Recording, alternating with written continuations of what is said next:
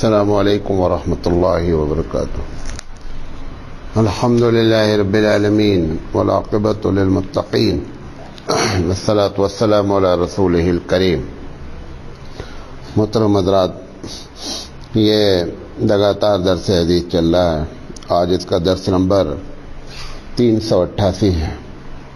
ہم چاہ رہے تھے کہ بہت سی تسبیحات کی بہت سی فضیلتیں بیان کی گئی ہیں، تو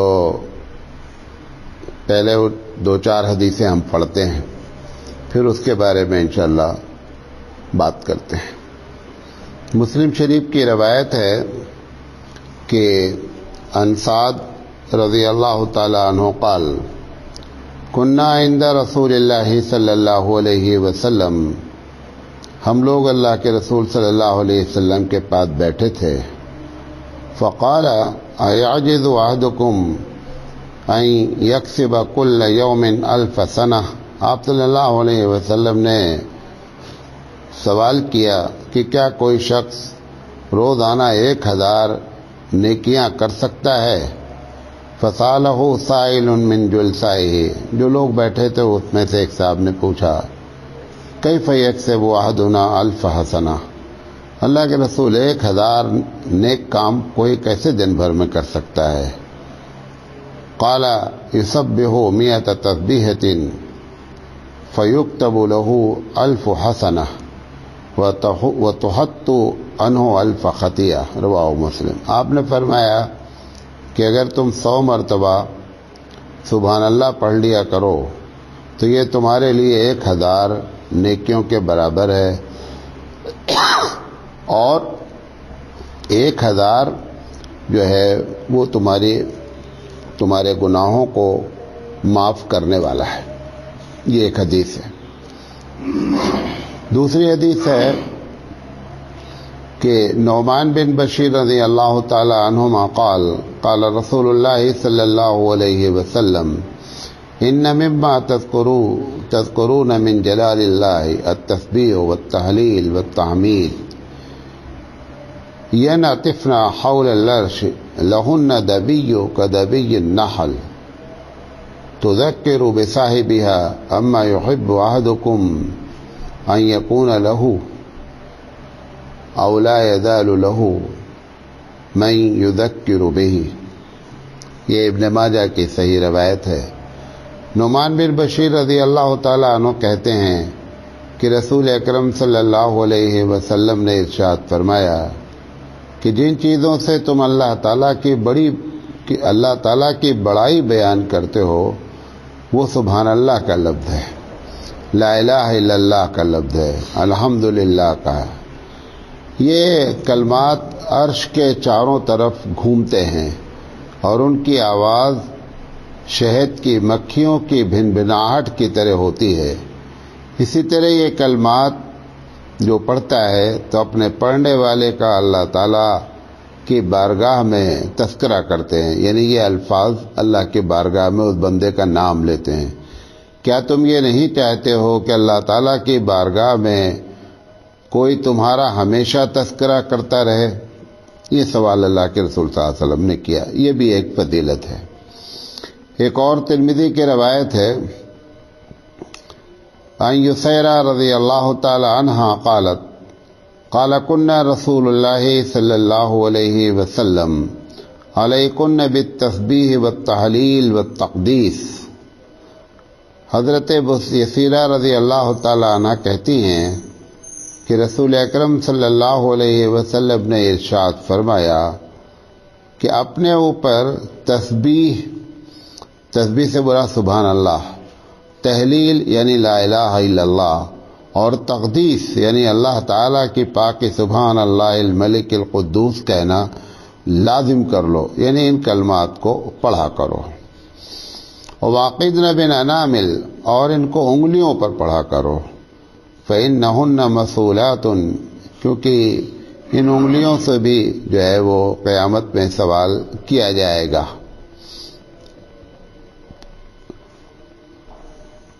اللہ تعالیٰ کے ذکر سے غفلت نہ کرنا، اور نہ تم اپنے آپ کو اللہ تعالیٰ کی رحمت سے ورنہ اللہ تعالیٰ کی رحمت سے محروم کر لو گے. اصل میں لائٹ جو بہت کم رہتی ہے، اس میں نظر نہیں آتا. ایک اور حدیث ہے، عن عبداللہ بن عمر رضی اللہ تعالی عنہما قال قال رسول اللہ صلی اللہ علیہ وسلم من قال سبحان اللہ وبحمدہ غرست لہ نخلۃ فی الجنہ، رواہ البزار. یہ بھی صحیح حدیث ہے. حضرت عبداللہ بن عمر رضی اللہ تعالی عنہما کہتے ہیں کہ رسول اکرم صلی اللہ علیہ وسلم نے فرمایا کہ جو آدمی سبحان اللہ و بحمدہ کہتا ہے تو جنت میں اس کے لیے ایک کھجور کا درخت لگا دیا جاتا ہے. ایک اور حدیث ہے نبی ذر رضی اللہ تعالی عنہ ان رسول اللہ صلی اللہ علیہ وسلم سئل ای الکلام افضل، نبی کریم صلی اللہ علیہ وسلم سے پوچھا گیا کہ یہ جو بہت سی تسبیحات ہیں، بہت سے الفاظ ہیں، اس میں کون سا کلام اللہ کو سب سے زیادہ پسند ہے یا افضل ہے؟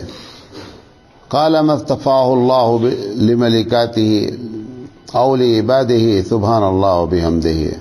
آپ نے فرمایا کہ افضل کلام وہ ہے جس کو اللہ نے اپنے فرشتوں یا اپنے بندوں کے لیے پسند فرمایا ہے، اور وہ ہے سبحان اللہ وبحمدہ. ایک اور پڑھ کے پھر بات کرتے ہیں. لمبی حدیث. حضرت ابو طلحہ رضی اللہ تعالی عنہ روایت کرتے ہیں کہ رسول اکرم صلی اللہ علیہ وسلم نے ارشاد فرمایا کہ من قال لا الہ الا اللہ دخل الجنہ، کہ جس نے لا الہ الا اللہ کہا اس کے لیے جنت واجب ہو جاتی ہے.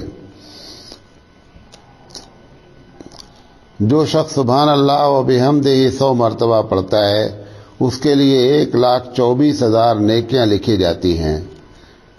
ایک صحابی نے عرض کیا یا رسول اللہ ایسی حالت میں تو کوئی بھی ہلاک نہیں ہو سکتا، یعنی کوئی بھی قیامت میں جہنم میں نہیں جائے گا، کیونکہ جب 1,24,000 ایک مرتبہ کہنے پر نیکیاں ہیں تو کروڑوں خربوں نیکی بندہ کیا کرے گا، کما لے گا. نبی کریم صلی اللہ علیہ وسلم نے ان کے سوال کے جواب میں ارشاد فرمایا کہ بعض لوگ پھر بھی ہلاک ہو جائیں گے. تم میں سے وجہ بتا رہے ہیں، تم میں سے ایک شخص اتنی نیکیاں لے کر آئے گا کہ اگر پہاڑ پر رکھ دی جائیں تو وہ دب جائے، لیکن اللہ تعالیٰ کی نعمتوں کے مقابلے میں وہ نیکیاں ختم ہو جائیں گی. پھر اللہ تعالیٰ اپنی رحمت سے جس کی چاہیں گے مدد فرمائیں گے اور ہلاک ہونے سے بچا لیں گے. یہ اور بھی بہت سی حدیثیں ہیں، ابھی انشاءاللہ بات کریں. 2-3 باتیں. حدیث تو آپ نے سن لیا ساری فضیلت کے. دیکھیں، سب سے پہلی بات جان لیں کہ زیادہ تر جو حدیثیں بیان کی گئی ہیں فضیلت پہ صحیح بھی ہیں، کچھ ضعیف ہوتی ہیں، بہرحال ضعیف بھی ہیں، وہ بھی قابل عمل ہوتی ہیں. یہ سب مدینہ میں بیان کی گئی ہیں. مکے میں ایسی حدیثیں بہت کم بیان کی گئی ہیں.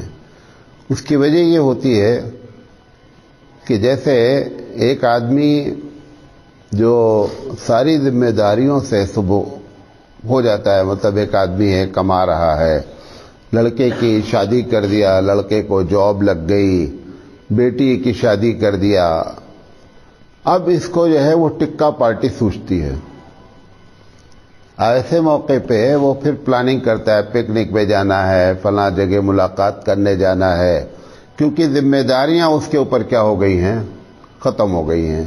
اگر کسی آدمی کے اوپر ذمہ داری ہو، چاہے وہ پیسے کے لحاظ سے پریشان ہو، آپ اس سے جا کر کے بولیں کہ بھائی ٹکا پارٹی کے لیے چلنا ہے، وہ بولتا ہے یار ہماری امی کا آپریشن ہے، اسے 50,000 روپے خرچہ ہے، ابھی پکنک کرنے جائیں گے 25,000 وہاں خرچہ ہو جاتا ہے، تو وہ نہیں جاتا ہے، بلکہ وہ اپنے اس ڈیوٹی کو نبھانے کے چکر میں لگا رہتا ہے. تو ایک وجہ کیا ہے کہ جب انسان فارغ ہوتا ہے تو ایسے فارغ انسان کو مشغول کرنے کے لیے یہ اللہ کے رسول صلی اللہ علیہ وسلم نے اللہ کی جانب سے اشارے پر یہ باتیں فرمائیں کہ ایسا نہیں ہو کہ جب مدینے میں اسلامی حکومت قائم ہو گئی ہے تو اب یہ ٹکا پارٹی کی طرف جو ہے وہ قوم پلٹ جائے.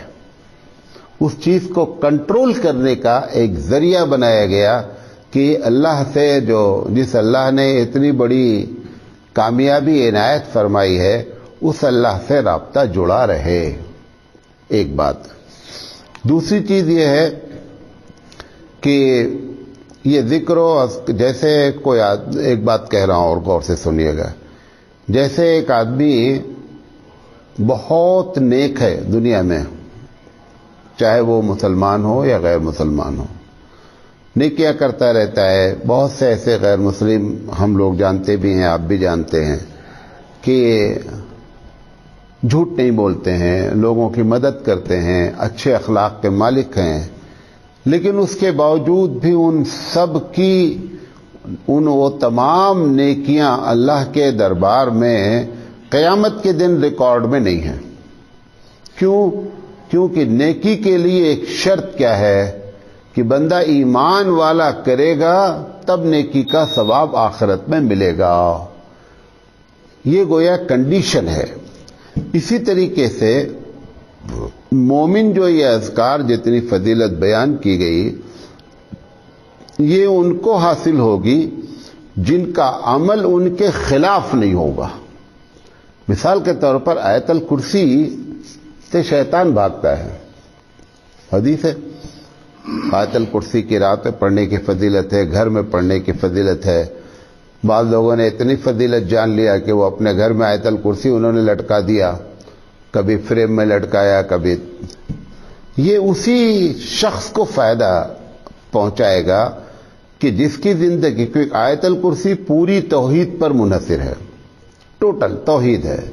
ایک آدمی کی زندگی میں شرک ہی شرک ہے، مسلمان ہے، شرک کرتا ہے، قبروں کی عبادت کرتا ہے، قبروں کی پوجا کرتا ہے، چادر چڑھاتا ہے، طواف کرتا ہے، لا کر کے اپنے پیر صاحب کی تصویر اپنے کمرے میں لگا رکھی ہے، بغداد شریف کی تصویر لا کر کے کمرے میں لگا رکھی ہے.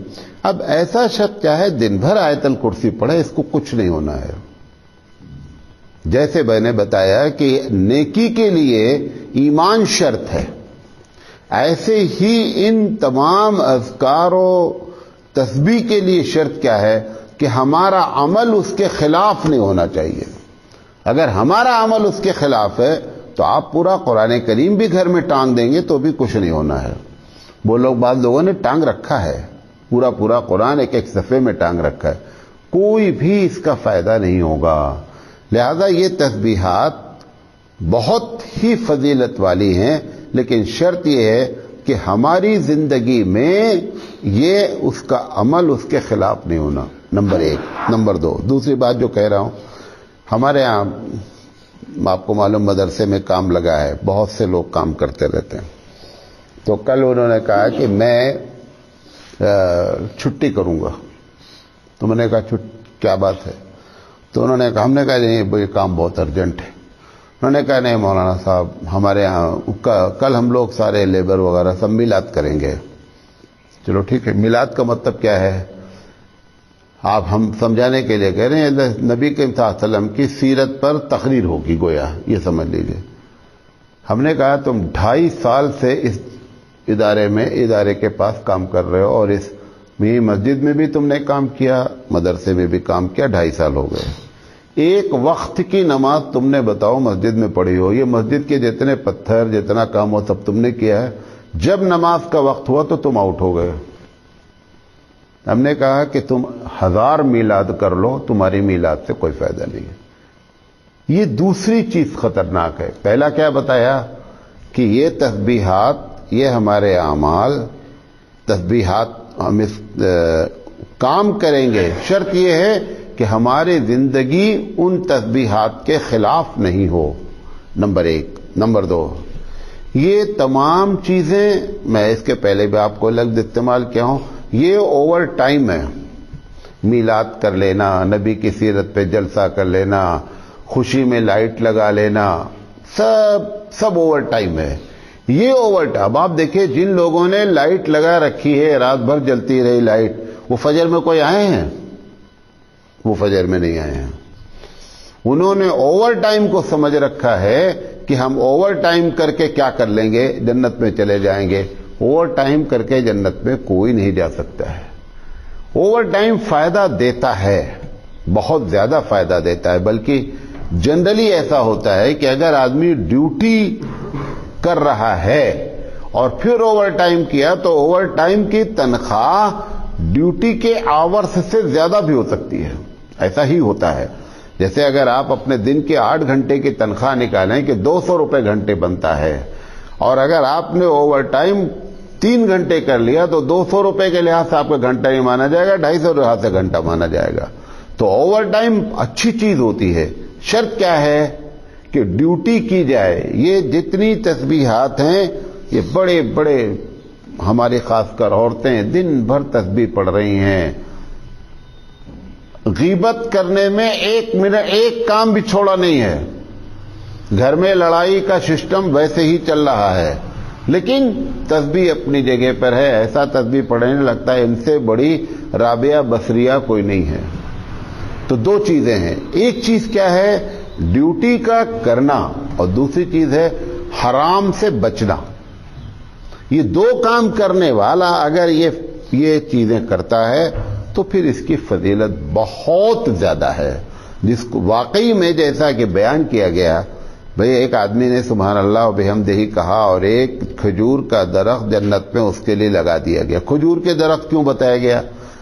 کھجور کا درخت سے مراد یہ ہے کہ کھجور کا درخت ایسا ہوتا ہے جس کی ہر چیز آپ کو فائدہ دیتی ہے.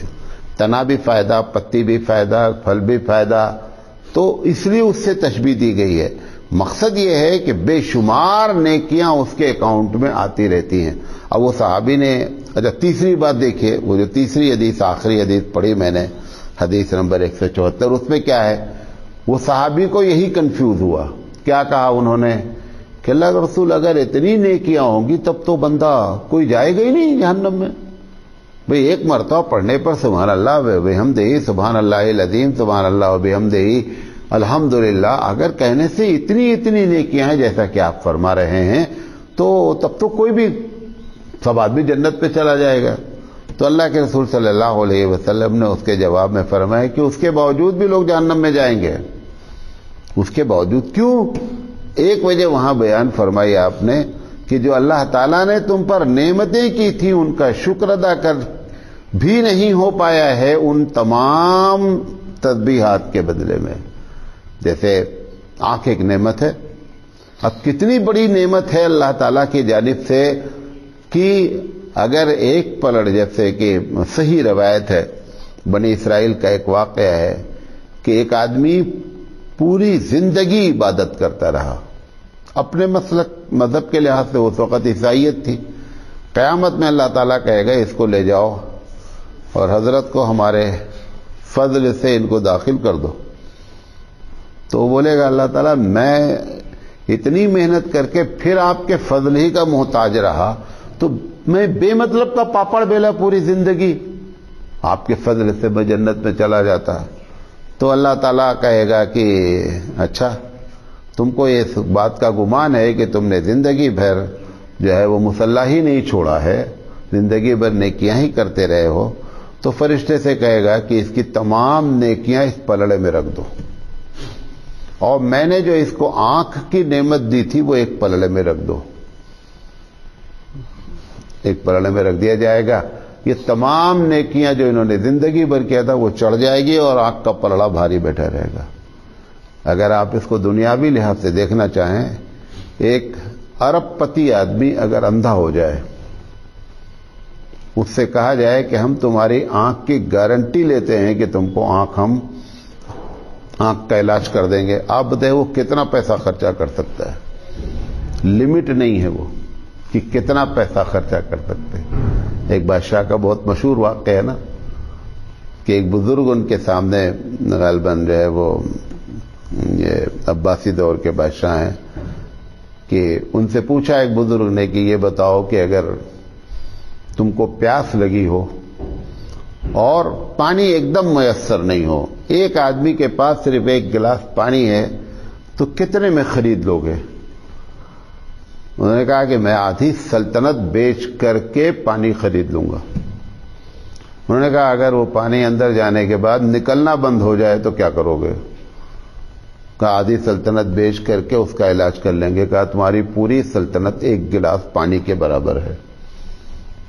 یہ اللہ کے رسول صلی اللہ علیہ وسلم فرما رہے ہیں کہ وہ جو صحابی نے کہا ان سے، تو اللہ کے رسول صلی اللہ علیہ وسلم نے فرمایا کہ ان اتنی نیکیاں ہیں، مطلب جو حدیث یہ بیان کی گئی، اتنی نیکیاں ہیں کہ پہاڑ بھی دب جائے، حدیث پہ آ رہا ہے، لیکن اللہ کے رسول کہہ رہے ہیں کہ جب وہ تولا جائے گا تب معاملہ پتہ چلے گا کہاں ہوگا۔ تو ایک شکل یہ بھی ہو سکتی ہے، آخری بات کہہ کر بات کنفیوز نہیں ہو، کہ یہ تمام فضیلتیں بغیر کسی شرط کے حاصل ہو جائیں۔ مطلب میں نے پہلے کہا نا کہ آپ کا عمل اس کو ختم نہیں کرتا ہو تبھی وہ فضیلت ملے گی۔